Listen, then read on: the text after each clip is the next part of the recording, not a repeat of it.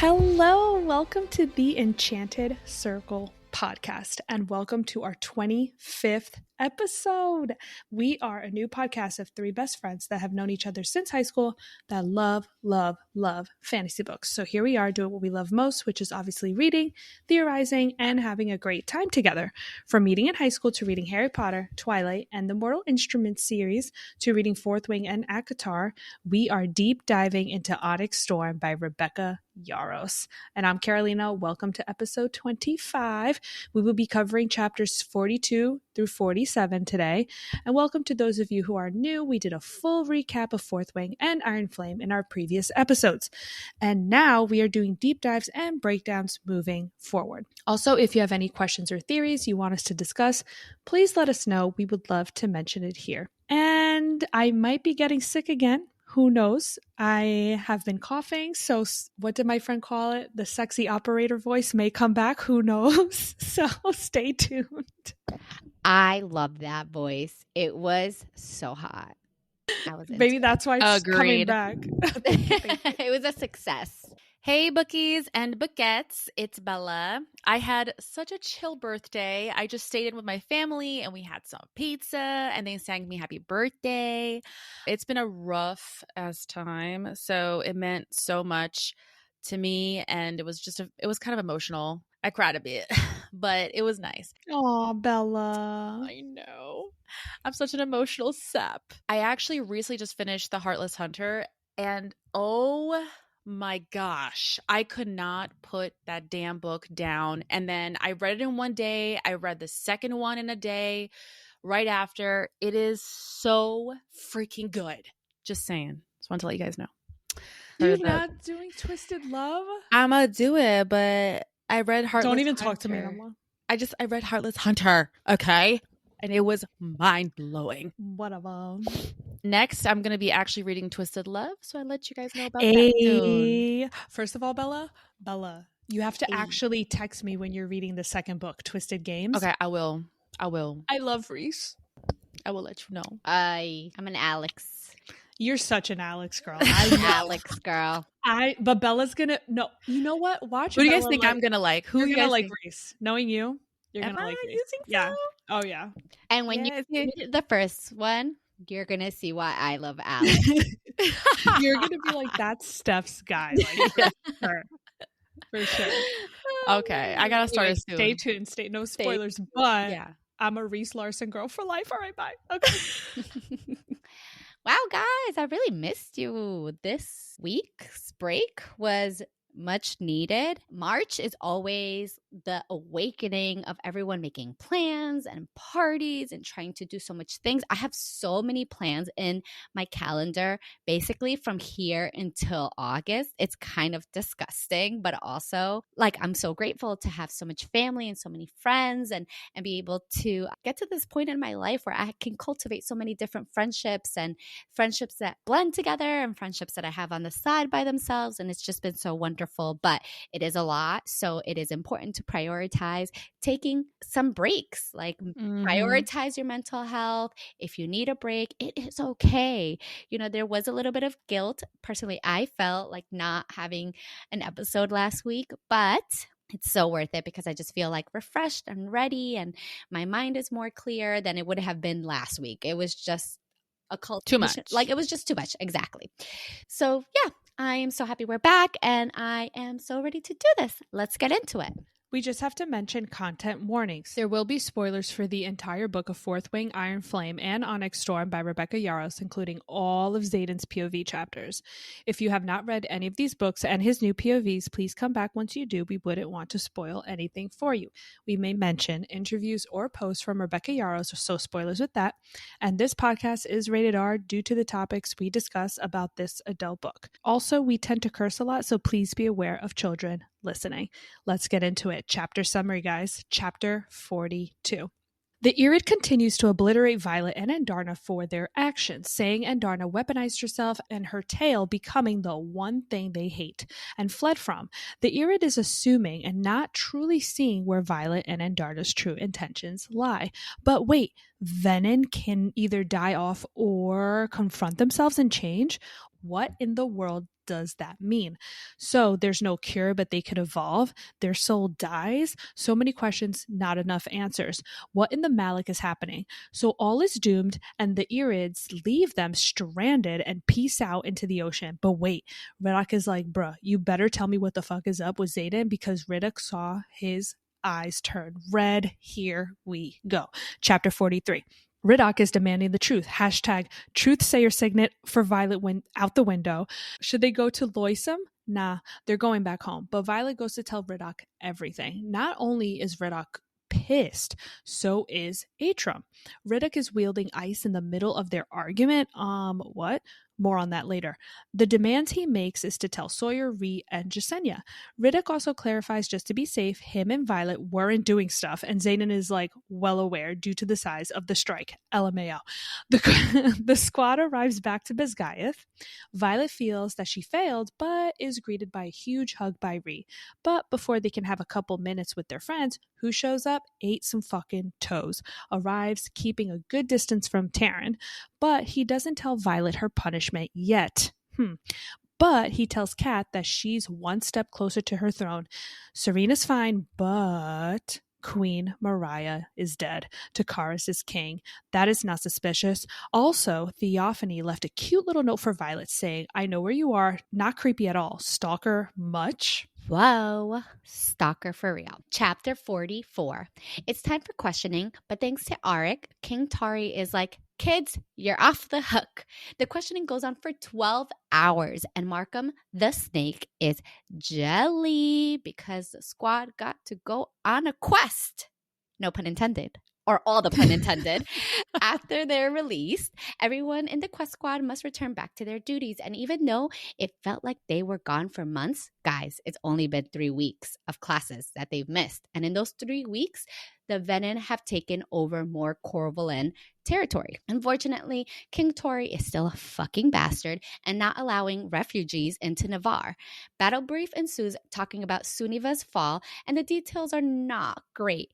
25,000 people perished. Apparently, the Venin and their wyvern attacked within a storm, took 6 crates of daggers, alloy daggers, that had just been delivered, and y'all, that means we have a fucking rat, and that our silver-haired Velen Theophany was present. Finally, the Core 4 plus Jasenia unite with Ridoc's push, or more like shove, on Violet telling them all about Xaden being Venin. Chapter 45. Violet is dreaming, or more like having a nightmare, suspended in the air by a sage. And weirdly enough, she sees silver hair on the edge of her vision. Odd. Is it really Violet?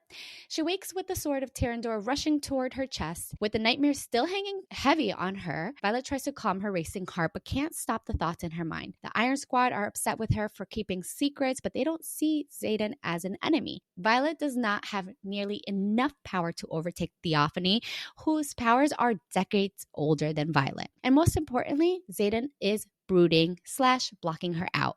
But she decides to take a page out of Xaden's book by writing him a letter. The next morning, the cadets are all at flight maneuver lessons, learning to do running landings, which is literally impossible for Violet. Violet and Taryn make a plan to survive this maneuver, and it works, although unorthodox. Xaden is proud of Vi's resilience, even though Kaori is weary. And Vi asks Xaden for a minute of his time. She gives him her letter and a gift, an onyx cuff with a piece of the turret on top of Ryerson House.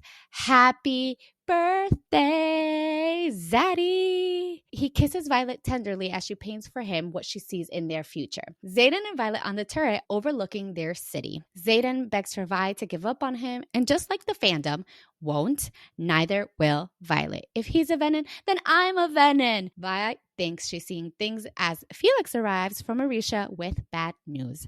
The wards are weakening too fast, and he's here to help strengthen Violet's signet because they are running out of time.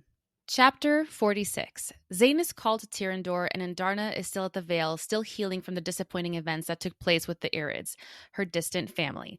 On better news, Sawyer's injury seems to be improving since he is not using his cane anymore.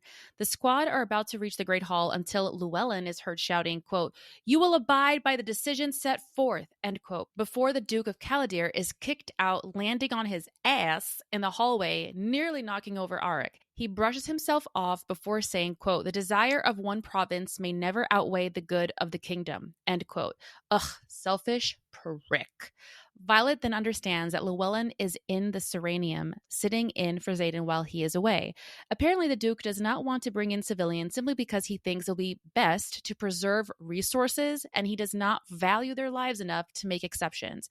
But Zaddy shows up basically saying, "Fuck you, I'm doing whatever I want, whether you like it or not, because it's my land, which is under my authority."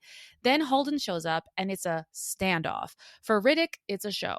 But despite Halden's threats, Xaden finalizes his decision to open his borders and allow innocent citizens from Peromil to escape the invasion of the Wyverns. As they are talking, Lynx finally manifests and it's shadows, shocking everyone, especially Violet, who says out loud that Xaden is the generation's shadow wielder. But Xaden says, quote, "Not anymore. Magic knows. He's the balance," end quote. Violet sees the hope fade from his face and tries to convince him to stay. But to her dismay, he leaves along with all hope of a cure. Chapter 47, Violet helps Sawyer climb Slizziag using his newly invented prosthetic leg to help, much to Slizziag's protest. But after much argument between the two, Sawyer agrees to let Slizziag adjust his posture to help him climb him. I'm going to call him Slizzy, all right? His name's a little hard. The gang shows up in support of Sawyer and praising his efforts to finally be able to mount his dragon. They leave for Arisha and land on the hatching grounds with Kaori and Panchek in tow, making their way to the Ryerson house. When they arrive, they all scatter to find their rooms so they can rest early for morning formation, and some to get ready to leave with Ree to visit her family. Violet goes up to what is now her and Xaden's room to get ready and dressed up for the trip. Then Brennan is at the door asking her to pull him in because Xaden fucked with the wars the last time he was there. Sus. I wonder why he did that. So she does. He then looks at her and tells her that he can't heal Xaden, which means he knows. She tries to deny it, but he says that he tried healing him every day last week, but he is too far along. What makes Violet smile as he is telling her all this is learning that Xaden contacted Brennan yesterday to try other ways, which means he hasn't given up hope just yet. Xaden is just the number one book boyfriend. All right, guys. Y'all ready for the main discuss? Y'all ready for this? Okay. So chapter 42. Quote, "While the enemy's advance throughout Krovala makes it impossible to station a full riot at Seneva, we offer you 4 dragons and their riders. In the spirit of our alliance, you may expect a shipment of our most valuable resource, weaponry, to be used at your discretion." End quote. Official correspondence of General Augustine Melgreen to Queen Mariah. Real interesting. Coming from Melgreen. And then they get attacked. I will never forget Violet and the feelings she describes when she sees him. It's kind of the same feeling she gets when she's near any Venin. And sometimes she gets that feeling initially with Xaden. So that to me kind of shows that there's something off with Melgreen and maybe that he's Venin. And the fact that this is, he sent a riot of, not a full riot, a riot of 4 dragons to Suniva, and then they get attacked. The 6 boxes of alloy daggers are stolen. The Venin attack at that same moment. They have all the information. Seems a little sus. It's just suspicious. Don't be suspicious. Don't be suspicious. So Melgreen is definitely Venin in my book, like without a doubt. So as the Irid is talking shit, right? So it says, quote, "We have watched some of your journey and feel it is not peace you seek, but victory, end quote. So they have been watching them for a while, right? So the easiest way is via the ocean. What made them come to this conclusion? Victory over saving their lives from those who legit harm them in every isle. Deverelli, the Isle of Dune, Hidatus, like what the fuck? It's called self-defense, okay? They act like the squad is seeking to fight all these people, and they aren't. They just have to defend themselves from these psychopaths that try to kill them every second they get. So I don't get it. And one of the irids gave a gem of a hint here. As Andarna is like, you're willing to let innocent people die in Orisha, then the irid says, quote, perhaps the corrupted ones should devour the land in its entirety. Only when they're faced with starvation will they confront the evil they've become. Either they'll die off and the land will regenerate, or they'll confront the abominations they've become and change. So there is a possibility of the venom changing, right? But also, venom can channel from humans. They can take the life force out of humans. So what he's basically saying is not only should the land be drained, all the humans should be drained, and then they're venom, and then they have to survive. Like, that is bonkers. Absolutely bonkers to me, that they're basically saying like, oh, well. Like, fuck you all. Yeah, like, fuck you all. Like, what? No, that's... I need more history on everybody. The Isles, the Irids, everybody. And maybe they have to look deep into their soul for the one thing they love, and they realize what that is and how far they have strayed from themselves. I also think the next line is going to throw us off when the irid says, quote, their offspring could evolve, perhaps, end quote. I think that is there to kind of throw us off from the previous line that she said. Because I'm like, okay, their offspring could evolve, perhaps. Like, how is that helping us in this situation? Yeah. Their offspring can evolve. I mean, do they mean like it gets taken out of the gene pool or something? I have no idea. I don't know. Or Like, they this whole become thing some is... sort of hybrid, because not only... Hold on. Something just came to me. What? So remember we thought that Lilith was venom? Mm-hmm. Yeah. So she gave birth to Violet, right? Mm-hmm. And what if Violet is the very thing that evolved? I see this.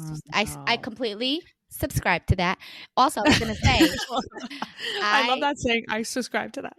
I also wanted to mention, because we know Violet and Xaden, obviously human and venom, but there's also a story later on in one of the epigraphs where it talks about a venom who decimated a whole city, but the only surviving house in that city was like her husband. I guess when you're a venom, you don't age, you stay the same, but the husband sees her the way she was when she left him. So basically there is something with love between the venom connection and their love. There has to be something there that kind of holds a little bit of humanity there. Like anchors them. It anchors them, yeah. So I don't know, maybe there is something huge with the god of love, which will be interesting because they did not go to that isle. So what could have happened there? What did they miss? Agree. Love is probably the answer to everything. It's just that they don't know how to apply always it. the answer. Love is always the Love answer. is always the answer. Hey. Love is always the answer. It is the ultimate lesson. Mm-hmm. And I was going to add here, like, I think the irids don't know shit about the venom, or they don't know enough. And I think they know how they become venom through the greed of wanting more power, but they probably don't understand that this desire only worsens when they turn venom. Without the constant recharge of power, they become like pruny ass Jack in the dungeon. They're just ignorant. They're ignorant. I just think the irids are just as guilty with the state of the world as the venom and the dragons.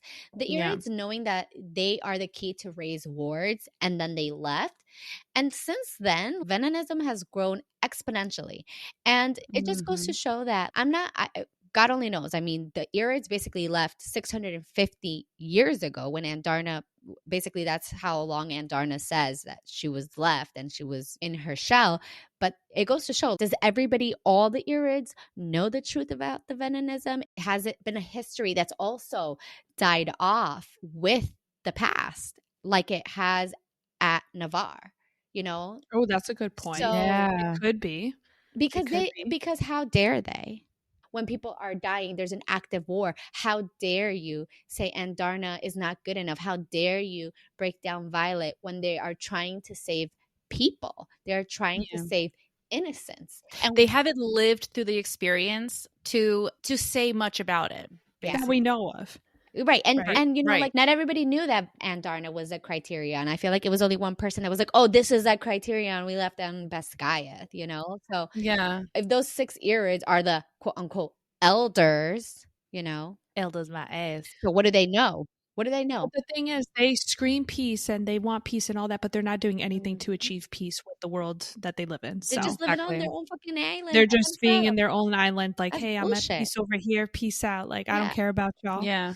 Bullshit. So they're not living up to what they stand for, you know? But moving on. She keeps also giving us gems and hints over here. And Darna's like, wait, that's the cure to evolve? And she kept asking questions to better understand the irid. The female irid continues to say, quote, it is not a trade. The soul is not kept by the earth as dark wielders steal its magic. The power exchange kills the soul one piece at a time, and death has no cure. End quote. Death. So they are slowly dying. Also, who is the god of death? Malik, y'all. This god is legit coming into play big time, and he's with the Venom. They worship him. I don't know what's going on because Malik is, it's too much. Okay. It's like they mention Malik all the time.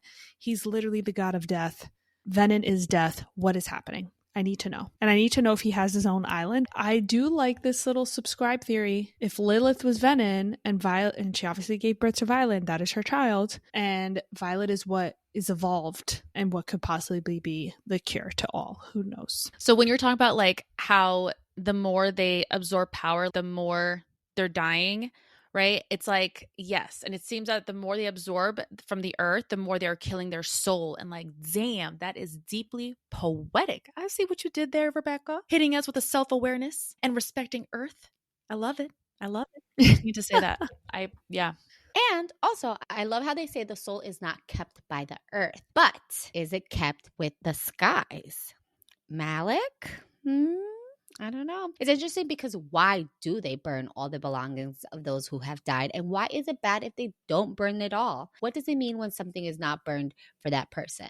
And we see that with a couple of people. Lilith, Asher, Liam. You know, there's a lot of different instances where all their belongings are not burned. So what does that mean? Your memory is astounding. Just got to say. Who knows? Like maybe if they burn everything, that person is totally gone. You know what I mean? Like, what if they kept their belongings, like a part of them is still around? Like, who knows? Yeah. Like, the options are endless. I just find it interesting that they say, like, it's the soul is not kept by the earth. But if in our theory, there is something magic in the sky, wouldn't it be able to be kept there? I don't know. Something. Rebecca Yarros wrote this 3rd book to just leave us like. I feel like I have way more questions than I went in with. 100%. Yeah. 100%. I'm just like, wait, what? What's happening? As the irids are preparing to leave, and Darna is like, there's no way. The irids must have helped in the past, and she explains how she's able to burn venom. The tallest male legit is like, bye, bish, I heard enough. The irids could say they are peaceful and blah, blah, blah, but they lie, okay? I agree. The irids are just as violent, if not more, because they are pretenders. And as Andarna says, quote, you preach peace while only having known its privilege, end quote. Because it is a privilege for them to exist without humans in quote unquote peace. So, middle fingers to them. That's right. Okay, so here's another reason why I think something is up with Ridoc, right? Because he was summarizing everything to Xaden and Garrick about what's going on with the irids. Ridoc says, quote, they won't come back to help us and pretty much think we all deserve to die because we can't solve mankind's oldest problem of how to stop killing each other, end quote. I love how he doesn't say how to kill the venom, right? Instead, he says, quote, how to stop killing each other, end quote. I see what you did there, Rebecca. If something is up with Ridoc, I see what you did there. Okay, we find out here that Andarna is magic. Big reveal here, which comes into play later. Okay, so I noticed something. Or as I call it, I had an epiphany because this is what I texted the girls when I literally had it in my mind. Yes, I literally am screaming right now because I'm so hyped for this. In Umbriel, Violet says she told Andarna to stay with Sigil and Taryn, but right as Violet goes into the pit to fight, she says she sees golden eyes on Dune's statue, and she just assumes it's Andarna who's being Andarna and doing her own teenage, drama queen thing. But like now, I don't believe it was Andarna, because at the end of this very fight, Andarna is seen between Taryn and Sigil as if she never moved, which led me to believe it was one of those irids who were, quote, "We have watched some of your journey and feel it is not peace you seek, but victory," end quote. To me, it just seemed at that moment in Umbriel, an irid was present and watching. And since they are magic and wield magic from the sky, as we believe, it was one of the reasons why Violet was able to wield the lightning in the Isle without magic. If an irid was present, does magic exist just because they are there? And is that why the Venin want them so bad? Because they're just endless magic. But it goes back to my epiphany. An irid was watching them. When Violet fights Queen Marilis, she, sees these golden eyes, but like, I don't know. Now it's giving like, and we know the irids blend into the background. So I am going to assume my epiphany is an irid was there and watching because Andarna at the end is seen with Taryn and Sigil. I agree. Like, why would she be in front of Dune's statue watching them? For what? For why? Like, she was so mad off in her little corner that it was like unfair. And it would make sense of how much power that was there for Violet to, it was possibly herself and she didn't even realize it was her. Yeah.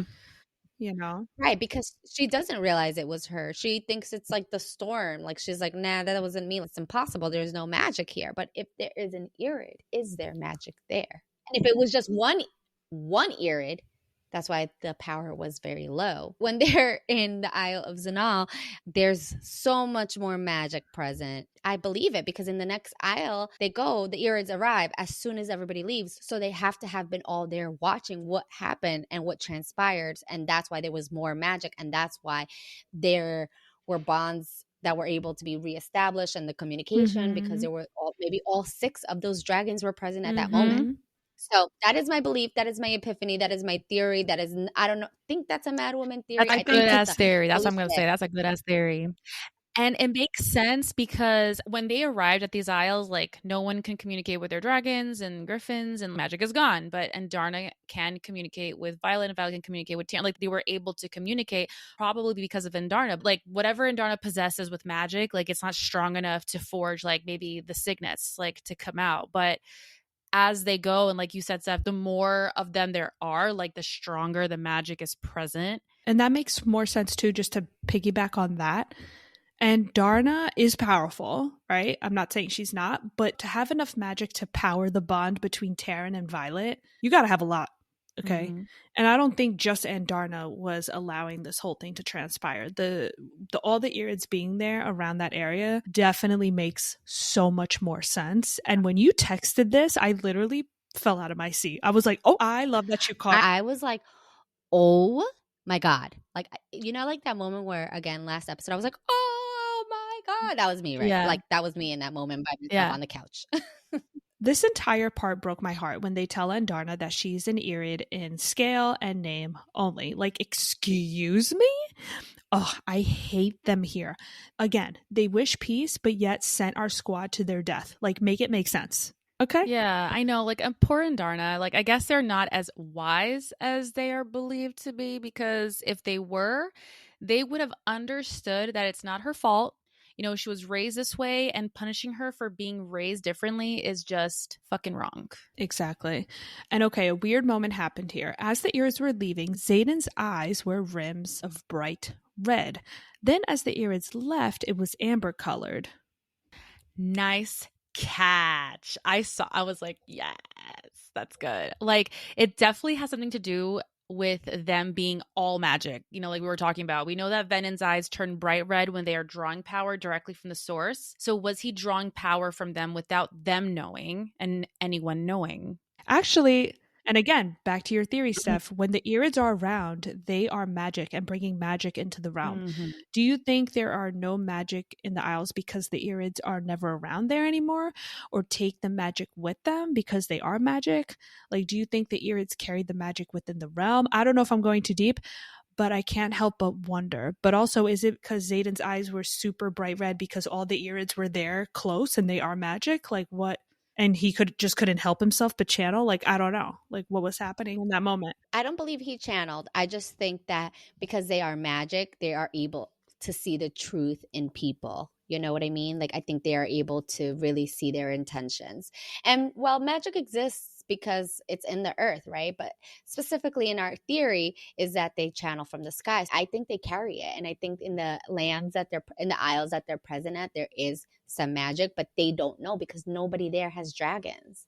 Nobody there wields any power. Nobody in those isles would ever be able to tell if there's an irid present because they don't have dragons. And if they are Venin, they're not there because there's no magic. Yeah. I wonder if it wasn't him even drawing power, but it was like just being in that like it's like a sensor, right? Like when just being in the presence of it just creates that reaction in a person that is Venin. Yeah, or it could be just a demonstration of like, oh, look at how much power is present within them, and once they leave, look how it changes. Like, my whole thing though is like, from what the way I read it is that when Xaden joins them, they don't see anything different right until they're about to leave, because Leothan is there talking to all of them and Xaden is there because Ridoc is explaining to Xaden what is going on.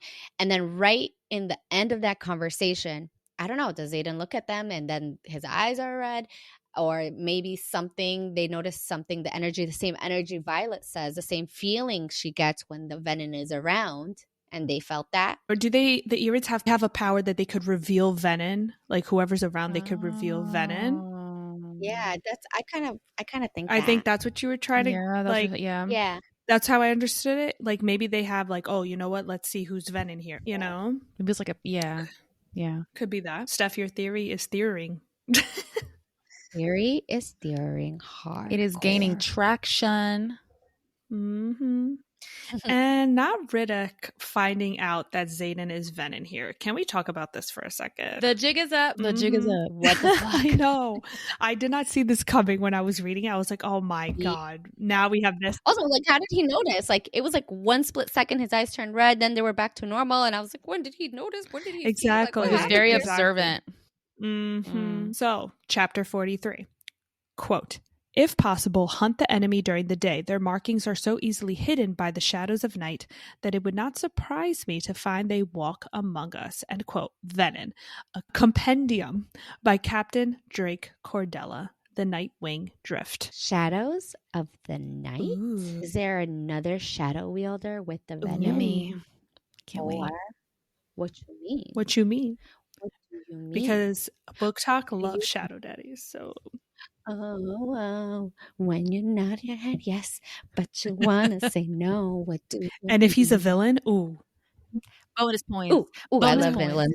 We're dancing right now, guys, just so you know. We're swaying. Sorry, that was a break for like JB, and also like, what do you mean? What do you mean? Okay, I have to applaud Ridoc in this moment. I'm like back and forth with Ridoc, but anyway, in this moment, because he truly showed his loyalty to Violet, right? By not immediately telling everyone before Violet got a chance to tell everyone about Xaden.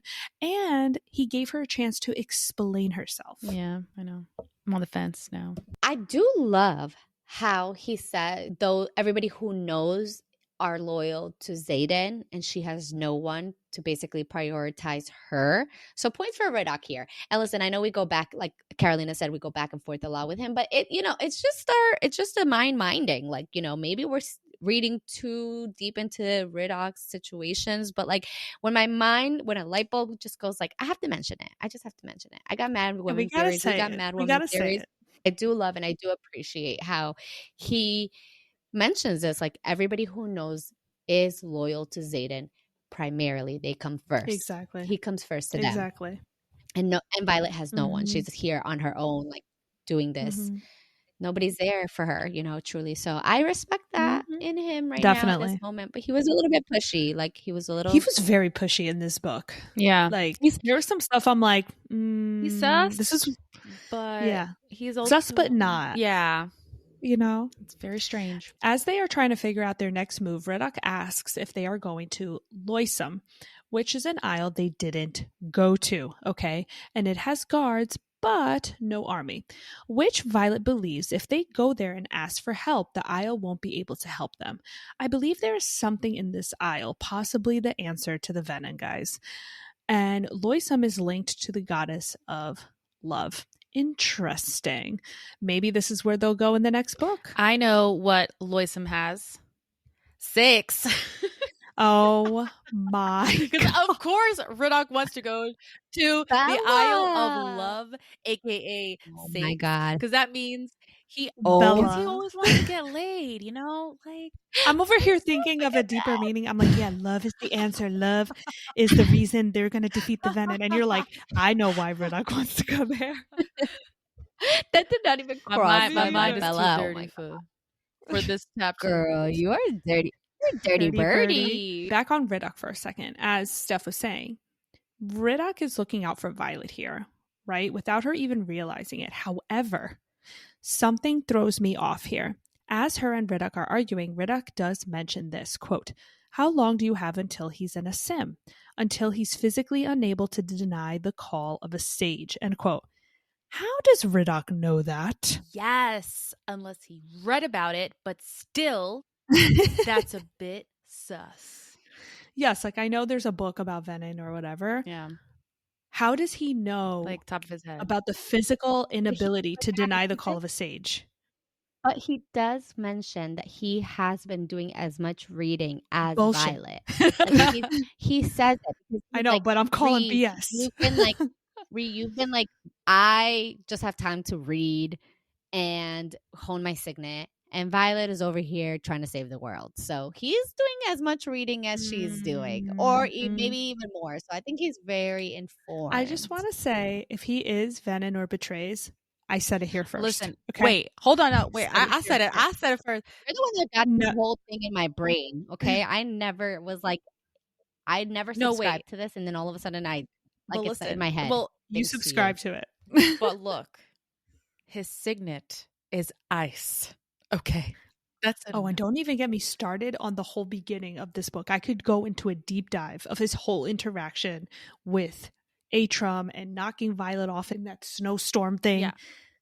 That's for another day. But if he is Venom, I'll go into that and I'll show everybody the little details. Yeah, we're going to collect all of Ridoc's interactions and we're just going to analyze it. It's like, I love you, Ridoc, but I don't trust you. Same. So anyway, Violet then says if Xaden doesn't channel, then Ridoc says, quote, they always channel, end quote. And he says this as ice forms at his fingertips, okay? Aren't they still at the Isles? Didn't the irids leave? Right? How is he wielding magic to himself at this point? Is an irid still watching them, or is Ridoc Venom? Oh my God. Stop. Yes, Carol. I got goosebumps. Oh my fucking holy shit balls. What? Carolina. Sí, mi caliente. You know it's real when the Spanish comes out. Oh my God, how did you connect this? Right now. Girl is observant, diligent. I'm telling you, something is off about him, and it's very subtle that she mentions it. She mentions it so quick. Violet is in the middle of her going back and forth with Ridoc, who also mentions that she made a deal with Takaris for books. So it's confirming again she struck a deal with Takaris, right? Just want to mention that again. And I know I'm mentioning a lot of Ridoc here, but I do appreciate him making a line. He's like, listen, Violet, I'm down to help you, but there needs to be a line that you won't cross. And basically making her stop if it gets real bad. I see that he's looking out for Violet in this moment. Again, it's interesting that Ridoc asked Violet if she could channel in order to save Xaden. Rebecca, please don't tear our heart out. Ridoc makes Violet admit that if Xaden hurts her, then that's when he's not himself anymore. another respect for Ridoc, and this is a lot of back and forth of Ridoc, is that he goes up against Xaden, guys, not giving a damn. He tells him he's not scared of him, and he's an advocate for Violet. Like, I'm shooketh for him, but also proud of him. I feel like not many people go up against Xaden specifically at all throughout this series, so huge applause to Ridoc as well. Even though I just was not saying very nice things about you, but it's okay. I feel like he's just a very complex character. He does prove himself to be a loyal friend. There isn't like elaborate explanation of his past. And I just think he's hiding secrets. Or could he be just like Xaden? Could he be, he just turned venom because, but he still loves his friends. He loves his people. Yeah. And he's just trying to do better. Maybe like, you don't know. He's also an evolved venom. Maybe. Who knows? I don't know. We don't know. Who knows? Yeah. I nearly collapsed at this part when Ridoc is like, listen, me and Violet weren't doing the stuff when the lightning struck, you know? And Xaden is like, oh, I know. Quote, it wasn't a big enough strike. End quote. Girls. When I first read this, I loved it. I loved every second of it. And Xaden, your new name is Xaden Big Strike Ryerson. Okay? I love it. I love it. Serious note, I feel so bad for Xaden when he really took what the irids said to heart. Xaden really thinks he is an abomination, and he admitted he's trying to train Violet to kill him. Broke my heart here for him. And okay, let's talk about Theophany for a second. She sent Violet a note, right? And it says to enjoy her time with her friends, and she will make arrangements for their next meeting. How does she know where Violet went? There is someone from the inside, a little rat, okay? Or is it because she's Maven and she could sense Xaden? She could sense Ridoc, who could possibly be Venom too. Because remember, Mavens can sense a Sims or initiates. If the assumption is that in the Irid's presence, Xaden was drawing magic, and that's why his eyes were turning glowy red. If that assumption is to be true, let's just say theoretically, maybe he was sensed by her because he was drawing power. Oh, that's a good point. But it is said that like initiates and Sims can't sense each other, but Mavens can sense them. Okay, so it's like they have probably a connection, a bond or something. Lastly, it's mad sus that Queen Mariah is dead all of a sudden. Like, do you think Theophany went to kill her? Do you think Takaris went to kill her? Takaris is sus as fuck too. Like, everyone is suspect. Okay? I don't trust anybody. Hashtag this is the We Do Not Trust Anyone podcast. I agree. And my bet is on Takaris because he seems selfish enough to do that. Or he aligned himself with Theophany and gave her access to get it done, promising her something. So maybe she's going to get something out of him and it's going to be something big. Imagine he promised her the dragons. Lord have mercy. Like they did before. Anyway. All right. Chapter 44. So, even though King Tari lets the quest squad go, basically, Violet is still being interrogated more than the others. And Markham hates how much Violet has experienced as much as he probably hated how much Asher has experienced. My question is, do you think he knew that Asher went on his own quest and his own thing? And maybe this jealousy Markham holds was a plot in Asher's death to take over the Scribe Quadrant? Markham writes in one of the epigraphs in one of the other books that Xaden's dad accused King Tori of something so crazy that it was not even worth to write what he accused him of. So what was he accusing of?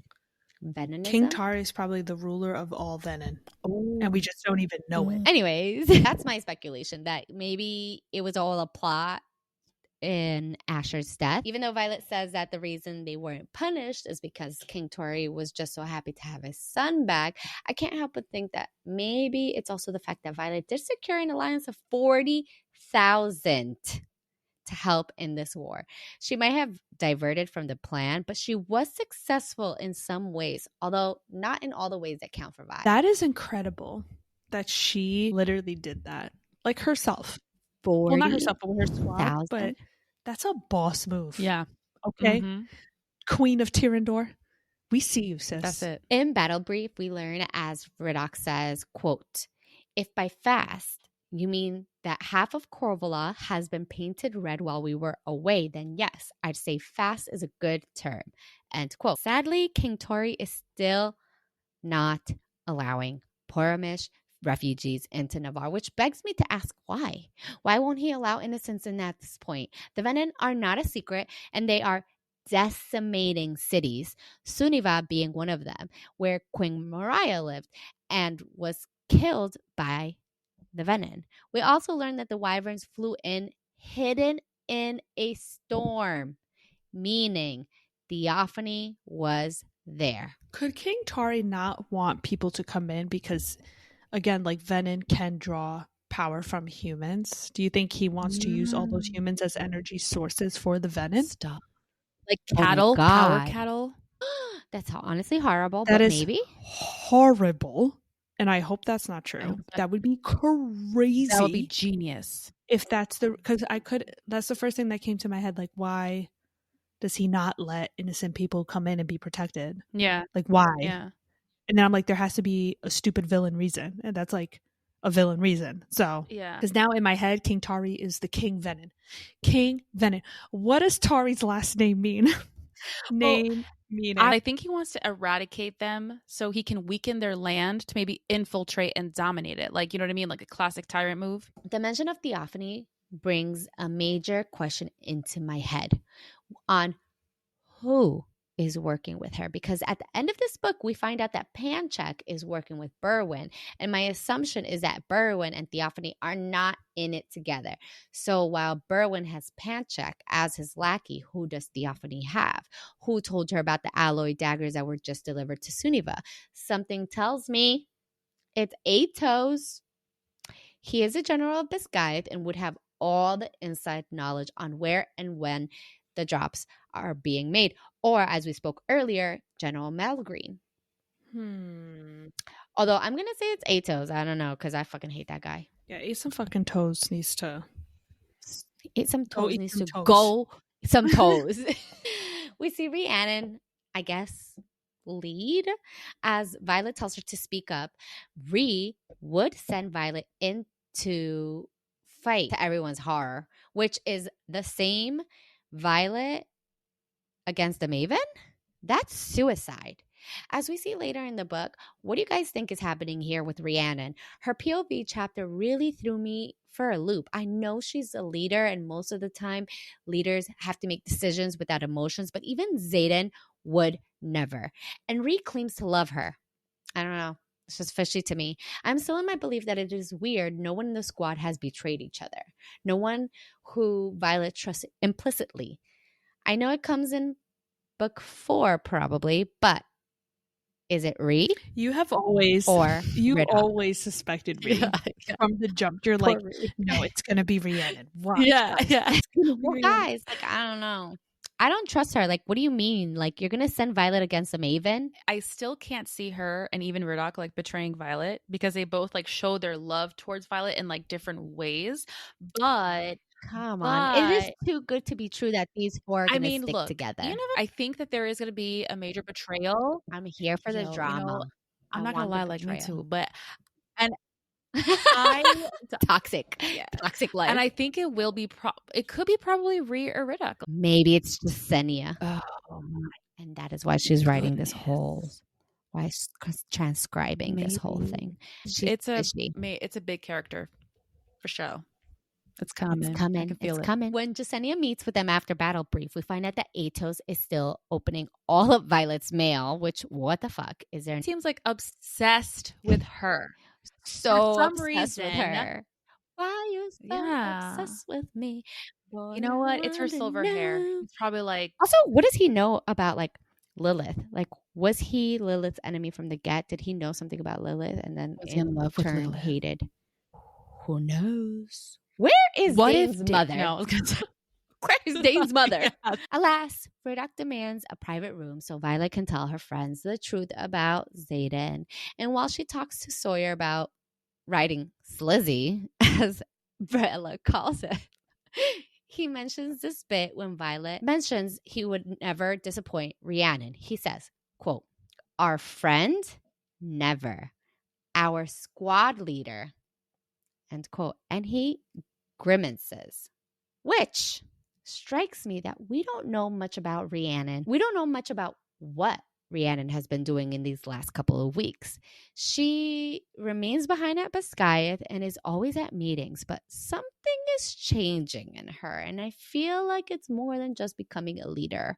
I know. I'm being like, but I don't think you trust her. pointed out something really important, because I think that maybe she's like, now that she's in the leader circle, like she's probably being given more privilege to classified information, which could be shifting her like priorities or perception of things, maybe, or knowing that like a war is coming and like, she will be one of those people that the cadets will be looking up to for guidance. So she's probably hardening herself for that outcome and like the heartbreak that might follow and the disappointment. I agree with you in that matter. I just see how Xaden has led the marked ones and has been leading Orisha, how he gives his squad the option to go fight at Resin. He has a vote. He takes everyone's opinion into consideration. Yeah. He not only leads by being a cold leader, but he cares about his squad to make sure he prioritizes their safety. If they want to go into war and fight, then he doesn't stop them. That's true. But he still gives them the choice. I don't feel like Rhiannon is becoming the kind of leader that gives her squad the choice. I think she's going to lead in that very much warlike general way. We're like, this is what I'm telling you to do. You need to go do it. Don't question. Yeah. I'm the leader. Yeah. Maybe she's being influenced in like these leader circles, like, or being like fed. Or maybe our theory that Atos has some kind of control signet. That's right. Just saying. Mad woman theory. Chapter 45. The epigraph reads, quote, I think I started falling for you that night in the tree when I watched you with the marked ones, but I began tumbling the day you gave me Terran's saddle. You'll give some self-serving excuse, but the truth is you're kinder than you want people to know. Maybe kinder than you know. End quote. Recovered correspondence of Cadet Violet Sorgale to His Grace Lieutenant Xaden Ryerson, 16th Duke of Tyrrendor. I just love them so much. This is what I mean between the differences of how Rhi is beginning to lead as opposed to a leader like Xaden, as I said earlier, who leads with an iron fist and yet prioritizes the well-being of his squad and the people important to him. Let's not forget, in Fourth Wing, he gives those who flew to Adabine the choice to fight. Somehow, I don't see Rhiannon doing the same. Somehow, I see her putting the well-being of the world first and foremost. Two different leadership styles, and Xaden is supposed to be the cold one. But I digress. Violet is having this nightmare, and what is interesting to me is that she says she hears Andarna bellow with rage and pain. I feel like she would be able to tell who her dragon is, right? Like, I can tell the difference in cries with my twins, like who's crying just by their voice. So wouldn't Violet be able to tell Andarna's bellows and roars? I don't know. That's how I believe. Like, when you are with somebody so much, especially since they share that mental bond, like I feel like you could differentiate with. Oh yeah, for sure. With the noises that I'm sure dragons make, just like my twins make. Like my twins, I can tell exactly like who's crying just by their voice. She also mentions the sword of Orisha, which brings me to this point. Was it Xaden's dream or Violet's? Something tells me that it was Violet. And Berwin shows her. Maybe this is some point in the future, or maybe he's manipulating her in her dream. Is Berwin the counter to her dream walking signet, or is Berwin's Oryx counter? I actually remember you mentioning this a while back, and those two, like, it literally gives me goosebumps, and it could be either or. Like, I don't even have a preference at this point of which one it could be. It would make sense to be either or, the counter of either Oryx signet or Violet's, and I'm very curious to see what. Because we assume that she's in Xaden's dream right? Later on, we find out that she doesn't. But she says she sees silver in the corner of her eye, silver hair. So it's her. It's not Xaden's dream here. It's her dream. Because why would she see silver hair in her? And we also don't know the total extent of her dream walking signet. Right. Mhm. according to Rebecca Yarros. I don't remember the correct percentage, but I just know that she said we only I feel saw. like she's just like 10%, something crazy. She something only like super saw low. 10%. I have a feeling like we're going to see her being able to like go into other people's dreams, maybe other people's minds, like for sure, and like freely walk. Oh, I can't wait for that. That's so gonna Yeah, be and so watch cool. her shock us. She's going to shock us with something like she always does. So Agreed. Always, always. I saw this meme that was like SJM and the last 100 pages of her books. Rebecca Yarros and the last page of her book. Because she always like does some crazy ass shit. That's true. Like in Fourth Wing, it was like Brennan is alive. In Iron Flame, it's like Xaden is Venom. And now the last page of Onyx Storm is Xaden has left. Violet is married to him. So no, it's a lot of things at the end of this. It's like, oh, okay, he turned fully Venom. We don't know where Sigale is. Someone else turned Venom. Oh, and then Violet's married, but wait, she doesn't remember anything. What is happening? And it's literally back to back. Like, wait, what? yeah, you can't even process it. I can't wait to like process. Violet wakes up to a storm and there's lightning crashing outside. Now, guys, I might be reading into it way too much, but is this her wielding in her dreams, or is Theophany circling around for her? Could be Theo. I mean, I think it's Violet's signet being triggered by her dreams, but I love Theo. I think, yeah, it could be Theo, maybe. Theo, we're besties. Hashtag Theo. Hashtag Theo. Our girl is spiraling because she's got so much on her mind. She worries he's going to go for Xaden, but I think the Venom truly want Violet.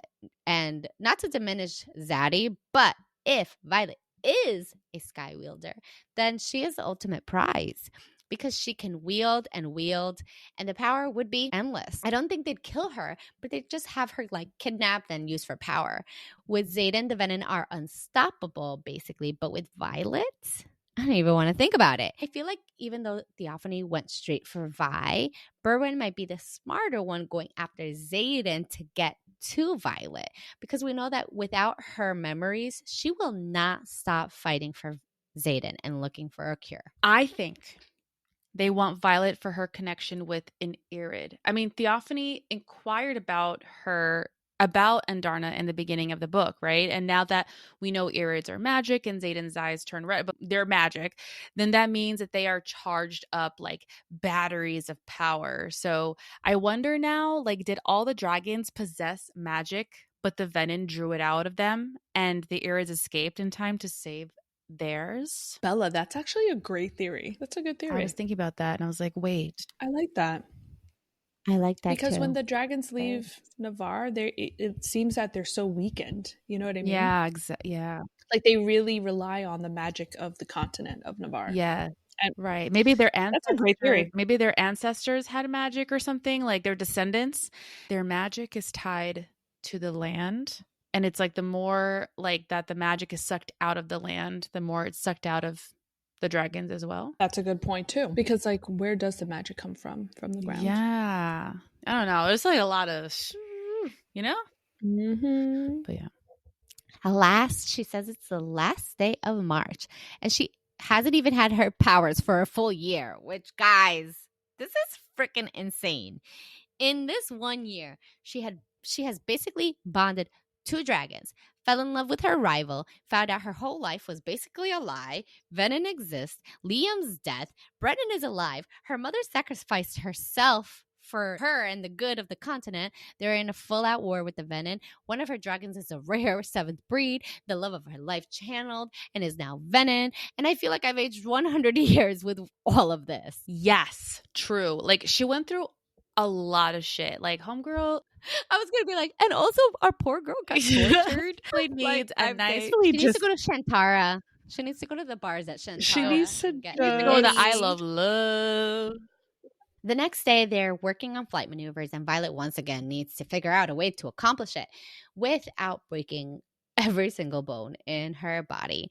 And of course, she nails it with a little finagling, because as Xaden told her in book 1, 4th Wing, the right way isn't the only way, y'all. And Kaori is like, I don't know about it, but he lets it pass eventually because he needs to just shut the fuck up. All right? Our girl Violet is just Violet. So she's right. Violeta. And most special of all, y'all, it is Xaden's birthday. birthday. So let's take a minute. Let's all sing happy birthday to Xaden, okay? Happy birthday, Zaddy. Well, happy birthday, Xaden. Your birthday was yesterday. We celebrated with chocolate cake. Not really, though, because we don't want to die. But also, But we I love do you. have chocolate And cake. chocolate cake. Zaddy, I love you. I'll chocolate cake Zaddy. my birthday too, Xaden. And in honor of the Zaddy. fandom, we love you. I love you. Yeah. Anyways, happy birthday, Zaddy. Truly, I don't love anybody else. I just love you. So, like, if you want me, I'm here Steph, for you. go I am away. your- Steph, go. No, seriously. I'm gonna go make out with my book now. one of those arts the artists put out there. So back to our podcast. Happy birthday, Xaden. Violet can finally see a future in which they both survive this. And I know it's redundant, but she gives him a onyx cuff with a piece of the turret at Ryerson House. And if she can't be any sweeter, she tells him of her hope for the future. Both of them holding hands on the turret overlooking Orisha dreamily. And because our girl is a dream walker, I am going to believe this as the truth. Okay. Xaden really wants Vi to run in the other direction, but she refuses to contemplate that. Felix, who said he would never leave Orisha, arrives, and the only reason he left is because they don't have a month until the wards at Orisha fail and leave them defenseless. Their greatest defense, Violet, and her earlier worry of not honing in her signet enough to defeat the Venom, well, now at least as Felix is there to help her with just that, honing in her signet. Chapter 46. Quote, when this is over, we should take as much leave as they'll give us and spend it all in Orisha. We can figure out what life is supposed to look like without the daily threat of death. You can govern the province you love during the day, then slide into bed with me at night, or I can always join you in the assembly chamber. You do some of your best work on that throne. End quote. And that's recovered correspondence of Cadet Violet Sorengale to His Grace Lieutenant Xaden Ryerson, 16th Duke of Tyrrendil. Violet is so thirsty for this man. I get it. She's like, you do your best work on the throne. Ow. Jesus Christ. When Ridoc says, like, you're keeping Tabas locked up in your bedroom or something, Cardulo, and Imogen tenses and her eyes calculate the cost of murdering him. But Violet, like, confirms that Garrick is in Dratheus. I thought it was just so funny because the squad knows that they're crushing on each other. Like, they know, you know? And wow, guys, how did I miss it when Arik tilts his head and pauses before the door and throws his arm to stop Lynx before the door burst open? Okay, intrinsic. I was so blind. Blinder than the three blind mice. I just thought he has some good reflexes, you know, like. Yeah, I was like, what you mean? He's fucking intrinsic and like, what you mean? Yeah. Donde? Cuando? Where was I? Mm-hmm. Well, his intrinsic was showing. Okay, I was gonna say, like, so this line like gripped my heart because while that whole thing was happening, Llewellyn and the Duke are fighting, and then Xaden walks to the door and says, quote, enough, end quote. Ugh, and this line, quote, and my heart stops. His gaze jumps to mine like a compass pulled north, end quote. We are all thinking the same thing, right? Broken compass. Xaden is her north, and she is Xaden's north, right? Hey, right? Yes, right? Yes. This is the let's dance it. Let's dance it. Right. Let's dance it. Put it together podcast. Well, listen. So the argument was over whether Tyrrendor should open their borders or not for Poromish citizens. Llewellyn was representing Xaden while he was away, but Xaden showed up during the heated discussion. He says they have weeks before an attack, which means they have enough time to get as many people to safety as possible. And with finality in his voice, he says he is opening his borders to allow about 30,000 Poromish citizens in. And Holden then has the gall to say, quote, you're choosing their people over ours, end quote. And he even goes as far as to like threaten to bring in his troops if Xaden disobeys. So, okay, one, he sounds like a tyrant, all right?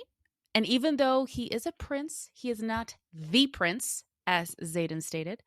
And two, Llewellyn says this is not a them or us situation, right? And three, I love the message here that like Rebecca's conveying in this moment between these characters and situation, like which is regardless of history, race, province, or signet, choose compassion for other human beings. How fucked up and warped is Halden's mind to think this is an us or a them situation? Like, where is his humanity? What did Violet see in him? Seriously. Because right now, like, rocks for brains. Yeah. Clearly. I guess Holden is just fearful. He said like, oh, but our resources are going to dwindle. Like we don't have enough resources for everybody. Like there's just a lot of fear. And that's technically like, that's like the main reason why like a lot of people just tend to choose, you know, to be selfish or whatever, or like whatever, because it's like all based in fear and discrimination and like whatever. And this part here, quote, his cold eyes glance my way, chilling my blood, and then he does a double take, end quote. He noticed the fear in Violet's eyes by the look on his face, and that made him soften his tone and his like look. But it seemed like he was at war with himself. And I feel like we caught a glimpse of future Xaden and how he is going to be when he becomes full-blown venom. I mean, we technically did see. Yeah. Pause for my sob as magic rights the balance, making Lynx a shadow wielder. This cannot be. I can't live knowing there's another shadow wielder, and for real, I will not accept him. There's only one shadow daddy for me, and that's Xaden Ryerson. Also, side note, in the last episode, or the one before, we talk about how conscription rates have been doubled, and now we know it is right now. It's interesting to me, during Violet's first year, there were less and less dragons willing to bond. So all this conscription additions, are they for the other quadrants? Because dragons are bitches and not all of them are down to help. I need to quote this part because maybe it gives us insight to the next book. Quote, you have to fight. If you won't do it for yourself, then do it for me. What happens to me if you turn? What happens to Taryn and Sigale if you give in? Do Venom get once a week visits? Does their bond survive you turning? Does ours? You and I are tethered for life, Xaden Ryerson. Am I expected to turn with you? Is that the only way to keep our dragons alive if you give up? End quote. Then Violet notices this, and in the book it's, quote, 1,000 emotions flit across his face, and then they're gone. He's on the ice, end quote. So listen, when you were mentioning about conscription, right? Why is there less conscriptions? I was thinking to myself, is it so that we know that less dragons are bonding with riders, right? What if that's because there are dragons that are probably dying from the draining of magic of the land? If they are tied to the land's magic, and the more venom there is and the more draining that there is, maybe there's less dragons. Or you're saying there's less population of dragons? Yeah. That could... Yeah, there's like a less population. That could definitely be. Because as the venom like grows in size, and as they drain like the land of magic, if the dragons have any connection to the land and the magic of the land, then it could probably weaken them to the point of draining them as well. Yes, but also build on that point, Bella. More dragons are hatching in this time frame. That is true. But going back to the earlier quote and Violet talking to Xaden about this, it's just giving Vampire Diaries and turning off their humanity when the pain is too much. Like Elena, when everybody in her life died, especially when her brother died. We all know. Yeah, like, yeah. She's on the floor. She's kneeling. She's crying. I think we're due for a rewatch. We're due for a rewatch. Oh my God, yes. But like this just made me think about that. I'm kind of connecting dots here. The emotions are too much for him to process, so he goes on ice, aka he shuts off his humanity. Future Xaden will be on ice full time and will shut off his humanity because causing Violet pain is too much for him to deal with and handle. He will basically not be the man she loves. It's giving rip off. Oh my God. And if you don't know that part, If you know, you know.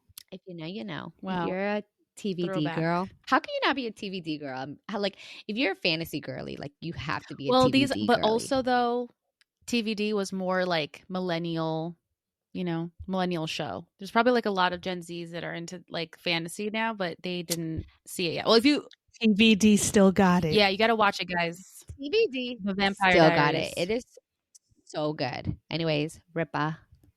It's going to be Xaden. Who's going to be the Rippa. And you got to say it like Klaus said it. Rippa. That's what I'm saying. Rippa. I love it. And then Llewellyn assumes that Violet was trying to convince Xaden to stay for her when it was in fact for him to protect him from himself and heal the hopelessness that he's feeling about his current venom situation. How dare he? He tries to comfort Violet after their disappointing discussion, saying that she basically has to deal with him having these big responsibilities that will come before her, like as if she's a fucking child. Like, excuse me? He mentions that she is the first lightning wielder in a century. Like, what? I forgot like how rare her signet is. But I love that towards the end of her discussion with Llewellyn, she tells him that Xaden comes first and he needs her and not a doormat that Llewellyn thinks Xaden requires. She's willing to protect him even if it's from himself. Like, who the fuck does Llewellyn think he is butting into her business like that? I just don't think people understand the extent of their love. It is real love. It is rare. And as we read in Xaden's father's stand on love in history, especially in aristocracy, love is the last thing on their list. So I can understand kind of where Llewellyn is coming from because, love is never a thing for them. They marry for business. Again, for business, for power, for alliances. And he also, from the beginning, his perception of Violet was in like a positive one. So like that could misconstrue like that whole scenario and make him like see it, a certain way. So chapter 47, quote, "A dragon determines its last flight and its riders," end quote. And this is Article 1, Section 2, the Dragon Riders Codex. So Violet tells Taryn, quote, "But you never had to lower yourself before me, did you? Not for Neolin or..." And she doesn't even finish the sentence because Taryn then replies right back, quote, "We do not speak of the one who came before," end quote. And then an agonizing pain floods the bond and she immediately regrets her choice of words. Could that antagonizing pain be the pain of him breaking the bond with Neolin? Mm-hmm. But also, what the fuck happened to Neolin? Neolin is around, guys. He is alive. It is basically confirmed, or kind of not confirmed. I mean, confirmed by Brennan that he is not dead. So, and also, why won't Taryn share? Like, what is he hiding? Yeah, like, what is so detrimental that he can't? What is so detrimental that he can't share? There's just so many fucking secrets still. And I even think that like Xaden has to have more secrets. Oh, yeah. Kiori admits to being curious how the Empyrean functions and suspects that's why Panchek also joins them. But Violet says, quote, "Good luck asking them," end quote. He joined to spy on Xaden and Violet for sure and to give info to Berwin because he's a motherfucker. He's a snake. Mm-hmm. Obsessed snake. There's a snake in our boots. When they arrived at the Ryerson house, like Violet was unsure where she should sleep, and Bodhi was like, obviously Xaden's room, like duh. And he says, quote, "We're home, V, like act like it." And I was like, oh my god, stop. I feel like they've reached the next stage of their relationship. When Violet was in the room and she was finished getting dressed, Brennan was at the door and asked her to pull him into the room because Xaden fucked with the wards.